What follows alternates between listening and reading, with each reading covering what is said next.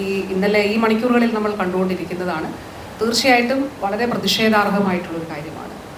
ഓരോ കേരളത്തിലുള്ള ബഹുഭൂരിപക്ഷം ആളുകളും ഉയർത്തുന്നൊരു ചോദ്യം എന്താ കേരളം ഇന്ത്യയിലല്ലേ എന്നുള്ളതാണ്. ഇതിൽ BJPയുടെ സംസ്ഥാന അധ്യക്ഷൻ ഇന്നലെ എയിംസിന് സ്ഥലം ഏറ്റെടുത്തു കൊടുത്തില്ല എന്ന് മാധ്യമങ്ങളോട് പറയുന്നത് കേട്ടു. തീർത്തും തെറ്റായിട്ടുള്ള കാര്യമാണ്.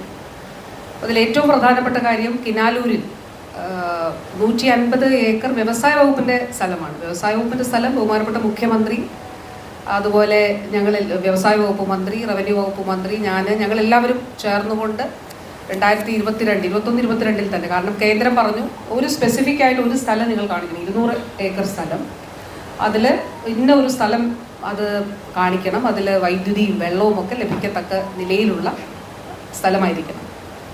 അപ്പോൾ അതിൻ്റെ അടിസ്ഥാനത്തിൽ ഈ 150 ഏക്കർ സർക്കാരിൻ്റെ തന്നെ സ്ഥലമാണ്. 50 ഏക്കർ അക്വയർ ചെയ്തിട്ട് അതിൻ്റെ ഉൾപ്പെടെയുള്ള കാര്യങ്ങൾ കേന്ദ്രത്തെ അറിയിച്ചു. ഇതിന് ഏറ്റവും വലിയ തെളിവ് 2020, ഞാൻ ഇന്നലെ അത് സമൂഹ മാധ്യമങ്ങളിൽ പങ്കുവച്ചിരുന്നു. 2024 കേന്ദ്ര ആരോഗ്യ മന്ത്രാലയത്തിൽ നിന്ന് ലഭിച്ച ഒരു കത്തിനകത്ത് പറയുന്നത്, അത് ഈ രേഖകളെല്ലാം സമർപ്പിച്ചതിന് ശേഷമാണ് പറയുന്നത്, ഇൻ പ്രിൻസിപ്പിൾ തത്വത്തിൽ ഇതിന് അംഗീകാരം നൽകണമെന്ന ശുപാർശയോടുകൂടി ധനമന്ത്രാലയത്തിന് ഇത് കൈമാറിയിരിക്കുന്നു എന്നുള്ളതാണ്.